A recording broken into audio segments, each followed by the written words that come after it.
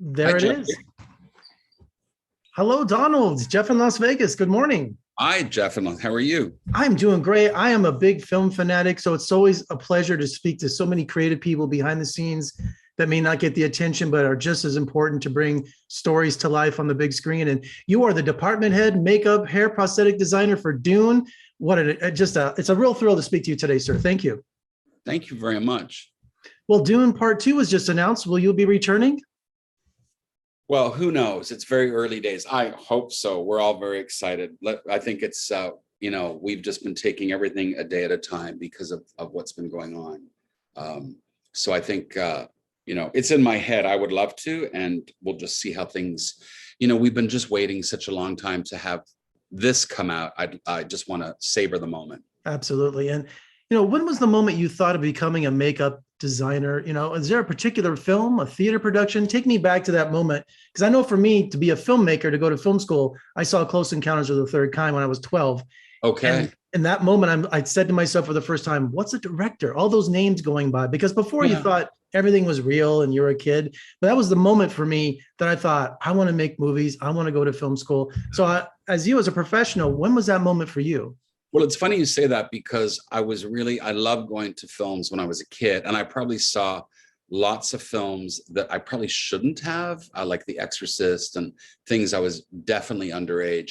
But, I remember Carrie, the Brian De Palma's film, lots of films, Barry Lyndon. I was maybe in 5th or 6th grade when Kubrick's Barry Lyndon came out, and I knew who the people were, and I researched it. And when we went to libraries, and I was fascinated, and I really liked looking at the way people looked. And I started to make the connection and look at the credits. And then I saw, it's just a strange thing to say now, but if you're sort of an oddball kid that, coming from Montreal, Canada, where I didn't skate, can you believe it? It's just a crime. I couldn't skate. And you start to be the kid who sees all the movies that other kids are like, why are you seeing that? And seeing all the credits. And I started to see makeup. And I thought costume, makeup, and makeup, it was all men. And I found it so interesting. All the makeup artists, seeing those films were makeup men. It had to be Westmore, right? The Westmore family. That's like every family member of every. I watched Turner Classic Movies. There they are.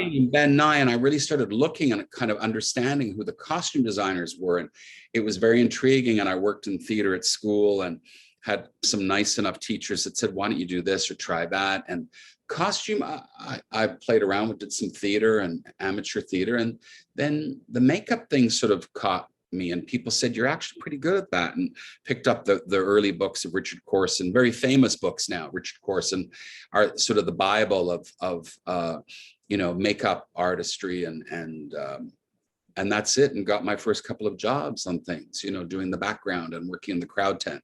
Yeah, I just spoke to Tom Savini last week for his documentary, Smoke and Mirrors. And I always think there's got to be a fine line for someone like you that does makeup, it does prosthetics, but then you go way to the right where you do horror effects and something like that. Was that ever a consideration for you, or do you kind of have a limit? Well, that's really interesting because I don't really sort of call myself really a master, a prosthetics applicator or anything by far, or a hairstylist. I'm really a jobbing journeyman sort of makeup artist and department head. But when I was first starting out, I liked working on period films, and I did work on the fly for Stéphane Dupuis and Chris Walas doing prosthetic applications. But then another job, and they were great, and they were so good to me. Margaret Becerra, Prentice Becerra, who was a prosthetic painter. They helped me so much.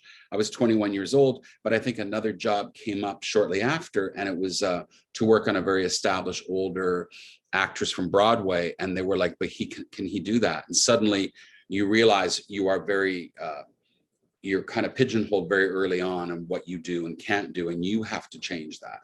So I focused on doing that and more character and straight makeups and out of kit effects, I guess.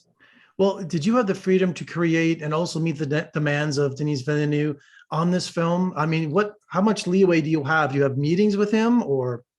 Sure. My first film with Denis was Prisoners. And it was excellent. Yes. Excellent job. an incredible experience. And I was very lucky that I was introduced and recommended by Roger Deakins and his wife, James Deakins, because we'd all worked on Skyfall. So it's kind of 6 degrees, isn't it, of how this business works. And then it turned out that I'd worked with half the actors in the cast. And then I'm Jake Gyllenhaal, who I've now worked on several films with. Denis asked me to come back on Sicario and Blade Runner. And then, of course, Dune came up. But yeah, we'll meet and we go through everything and drafts and what the storyboard artists are working on. And we had our first discussion about the Baron months and months before. And I started being asked to think about that. What will that be? Is it a practical makeup? Is it a visual effect? Is it the two? And then I was able to kind of pitch some team members and people to work with me and build the fat makeup suit. And that is kind of how we started. Yeah, the Baron, that's just phenomenal makeup and costume on that. I mean, that probably stands out more than any other in the film. It's huge. I mean, it's huge. I think there's a lot of elements. It's the biggest makeup by far. But we had a lot. We have Dave Bautista but everything, the Fremen. It's just the things that you see, the most obvious sometimes are created as it stands alone. The Baron works the very end of the schedule. I was able to get Lube Larsson to build it in his shop in Stockholm. And that comes in at the very end with Dave Bautista and David de Smolchin. But then we had to establish everything else earlier on. Yeah, because Dave Bautista was considered too young for the part of Sapper, but you helped him age. Is that with your makeup to get the role for him? Yeah, that was absolutely the truth, because that was a part they weren't sure. And I'm so happy it worked out. And Timothée Chalamet's skin is so light and fair. Was there any special application or consideration for his skin?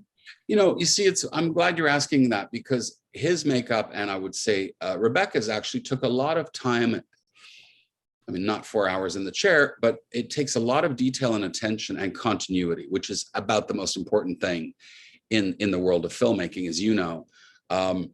Keeping his skin tone and Rebecca's, after we've been shooting 5 weeks in the Middle East, in Jordan, then coming back into the studio to shoot all the earlier things, you cannot change skin tone. So yeah, the makeup application, the dirt, the spice, the dust, the matching that, because we'd be shooting at different times of day for sun, the ornithopters blowing all that stuff around. So yeah, there was a lot of detail to both their makeup. Yeah, because I was shooting in the Jordanian desert. I'm born and raised in Las Vegas, so we're talking 100-degree heat. I would think it was like shooting a Western, because I'm a Western fanatic. Was it that kind of mentality on the set in the desert? It was, except usually in Westerns, when I've worked, in places like Arizona or New Mexico, we're always making people a little bit darker or either suntanned or ruddy. But it was very important for Denis that they look they look out of place in the desert. I mean, they're only there for a short while, aren't they? So it wasn't like a Clint Eastwood. I love all those films. And I actually thought of, back to Blade Runner, of Ryan Gosling being a little bit like Clint Eastwood in Blade Runner. So there's a quality in the dirt and sweat and kind of the sheen to the skin, which I like to use on Josh Brolin in Dune, because he's got that look and the scar and the goatee and like he's been outdoors. And shooting Dune in Jordan and Hungary, you travel and see the world. Is that a great perk for your profession? I say it can be a high-class problem. There are people that, would envy it. It's also a huge commitment, and it is a very high-class problem to say, oh, I've got to go but 6 months away is hard, and it gets harder for some. Not everyone's the same. I think there's certain stages of your life, you're thrilled. You go somewhere amazing like Jordan or the UAE or Hungary or Norway. And there are other times you just want to be closer to home. I love it because I've been doing it since I was so young.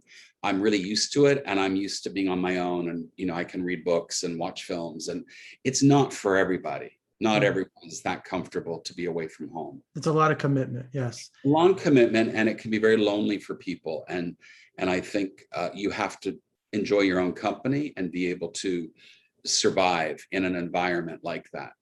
Well, Donald, 35 years in this business. Do you pay it forward for the next generation? Do you get contacted? Absolutely, and to the point where I'm really I'm getting to be a little bit militant about it with people because I work, I volunteer. I do everything for, if the Academy need people to judge student films or BAFTA or go to a school, I go, I do it. And Well, Donald, other people to do it. you have an amazing career. I applaud your creativity and your dedication to your craft. It all adds up to make a great motion picture like Dune. So thank you so much for your commitment and your interview today. Man, I'm just thrilled to meet you. Thank you so much. Likewise, that's really kind of you. Thank you for saying that.